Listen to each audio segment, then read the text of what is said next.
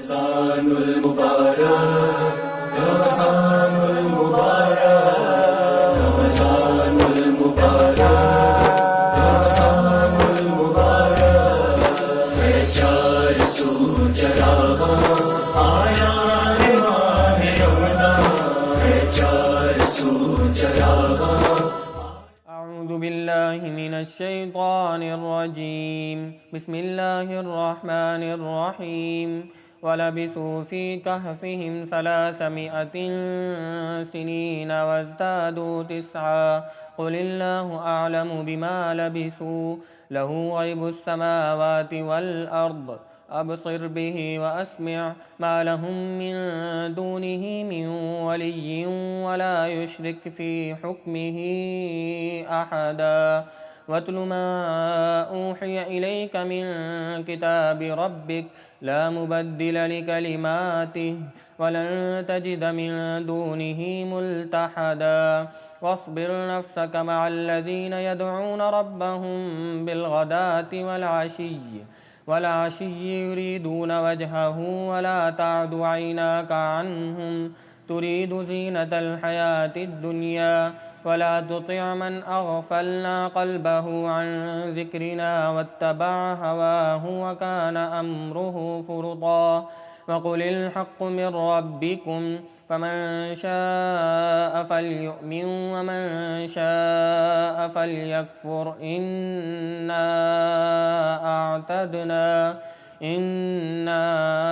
أَعْتَدْنَا لِلظَّالِمِينَ نَارًا أَحَاطَ بِهِمْ سُرَادِقُهَا وَإِنْ يَسْتَغِيثُوا يُغَاثُوا بِمَاءٍ كَالْمُهْلِ يَشْوِي الْوُجُوهَ بِئْسَ الشَّرَابُ وَسَاءَتْ مُرْتَفَقًا إِنَّ الَّذِينَ آمَنُوا وَعَمِلُوا الصَّالِحَاتِ إِنَّا لَا نُضِيعُ أَجْرَ مَنْ أَحْسَنَ عَمَلًا صدق اللہ العظیم۔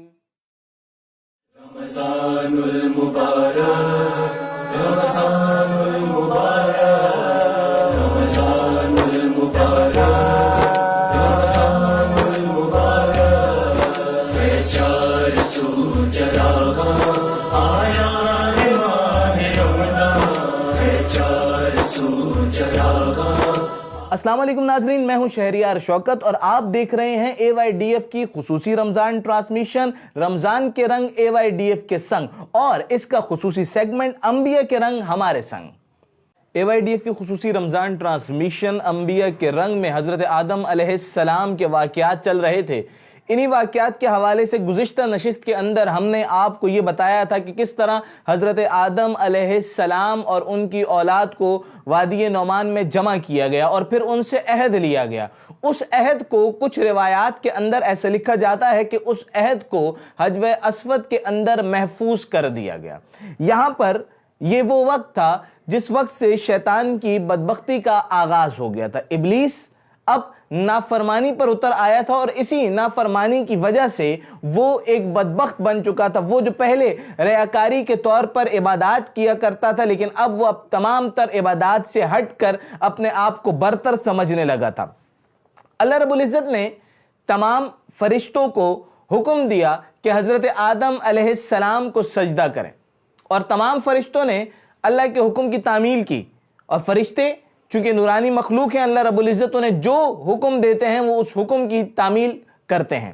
تو تمام تر فرشتوں نے اللہ رب العزت کے حکم کے عین مطابق حضرت آدم علیہ السلام کو سجدہ کیا، لیکن یہ شیطان، یہ ابلیس، ان میں موجود ایک ایسی مخلوق تھی کہ جس نے سجدے سے انکار کر دیا۔ یہاں پر فرمایا جاتا ہے کہ اللہ رب العزت نے شیطان سے پوچھا کہ کس نے منع کیا تجھے جبکہ حکم دیا تھا میں نے؟ اللہ رب العزت نے جو حکم دیا اور ابلیس نے اس حکم کی تعمیل نہ کی۔ اب یہاں پر سوال یہ ہے کہ ابلیس نے اس حکم کی تعمیل کیوں نہ کی؟ پہلا جواب، ہم جیسے کہ اس سے قبل بھی کہہ چکے ہیں کہ ابلیس کی تمام تر عبادات ریاکاری پر مشتمل تھیں۔ وہ صرف یہ چاہتا تھا کہ اللہ رب العزت اسے زمین پر اپنا خلیفہ مقرر کریں۔ تو جب اللہ نے زمین پر کسی اور مخلوق کو، کسی اور کو اپنا خلیفہ مقرر کر دیا تو ابلیس اس سے حسد سے جلنے لگا، لہٰذا اس نے سجدے سے انکار کیا، اور ابلیس نے کہا کہ میں آدم سے بہتر ہوں، مجھے پیدا کیا آگ سے جبکہ اسے پیدا کیا کیچڑ سے۔ یہ ابلیس کا وہ غرور تھا، وہ تکبر تھا جس سے وہ اپنے آپ کو دوسروں سے برتر سمجھنے لگا۔ تو یہ واقعہ ان لوگوں کے لیے بھی ایک پیغام ہے جو دنیا میں اللہ تعالیٰ کی مخلوق سے خود کو برتر سمجھتے ہیں، خود کو افضل سمجھتے ہیں۔ یہ پیغام ان کے لیے بھی ہے کہ ایسا سمجھنے والے کسی اور کے راستے پر نہیں بلکہ شیطان مردود ابلیس کے راستے پر چل رہے ہیں۔ شیطان جنوں میں سے تھا، لہٰذا اس نے اللہ رب العزت کی نافرمانی کی، لیکن اس نافرمانی کے باوجود اس نے اللہ سے مہلت مانگی اس وقت تک کہ جب تک مردوں کو نہ اٹھایا جائے۔ اس کی وجہ یہ تھی کہ ایک تو وہ اس مرنے کی تکلیف سے دور بھاگنا چاہتا تھا، اور دوسرا اس کا جو مشن تھا وہ یہ تھا کہ جو بھی لوگ، جو بھی انسان جو اللہ تعالیٰ کی مخلوق اس زمین پر موجود ہے اس مخلوق کو گمراہ کر سکے۔ یہ بات ہم پہلے بھی کہہ چکے، یہ بات ہم نے پہلے بھی واضح کر دی کہ اللہ رب العزت نے جب انسان کو بنایا تو اس کے اندر ایسی خصوصیات رکھی کہ وہ نیکی بھی کر سکتا تھا، وہ بدی بھی کر سکتا تھا، اور بلا شبہ نیکی کرنے والے تمام لوگوں کا داخلہ روز قیامت جنت میں ہونا تھا، اور بدی کرنے والے تمام لوگوں کا داخلہ روز قیامت جہنم میں ہونا تھا۔ تو شیطان نے اللہ سے کہا کہ اے میرے رب مجھے ڈھیل دے اس دن تک کہ جب مردے اٹھائے جائیں۔ وہ ڈھیل اس لیے چاہتا تھا، وہ مہلت اس لیے مانگ رہا تھا کہ ایک تو موت کی تکلیف سے بچ سکے، اور دوسرا جیسے کہ ہم نے اس سے قبل بھی یہ عرض کیا کہ اللہ رب العزت نے جب انسان کی تخلیق کی تو اس کے جسم کے اندر نیکی اور بدی دونوں کی خصوصیات رکھی، تو وہ ان انسانوں کو گمراہ کرنا چاہتا تھا، اور اسی وجہ سے اسے یہ ڈھیل چاہیے تھی۔ اب یہاں پر ایک چیز میں آپ کو یہ بھی واضح کر دوں کہ اللہ رب العزت نے حضرت آدم علیہ السلام کو علم کی بنیاد پر فضیلت دی۔ حضرت آدم علیہ السلام کو اللہ رب العزت نے دنیا کے اندر موجود ایک ایک چیز جو اللہ رب العزت علم دینا چاہتے تھے وہ علم سکھایا، حتیٰ کہ حضرت آدم علیہ السلام کو پیالے اور پیالی کا نام تک سکھایا گیا، اور اس علم کی ہی فضیلت پر اللہ رب العزت نے تمام فرشتوں سے یہ کہا کہ انہیں سجدہ کیا جائے، اور اس ابلیس نے، اس شیطان نے اس سجدے سے انکار کیا۔ انشاءاللہ العزیز اگلی نشست میں ہم اسی واقعے کو آگے آپ کو بیان کریں گے۔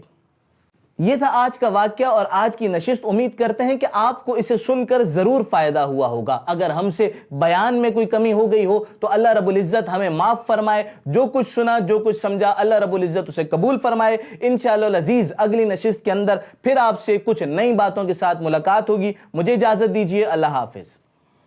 رمضان المبارک، رمضان المبارک، رمضان المبارک، رمضان المبارک، ہے چار سو چراغاں آیا ہے ماہ رمضان، ہے چار سو چراغاں۔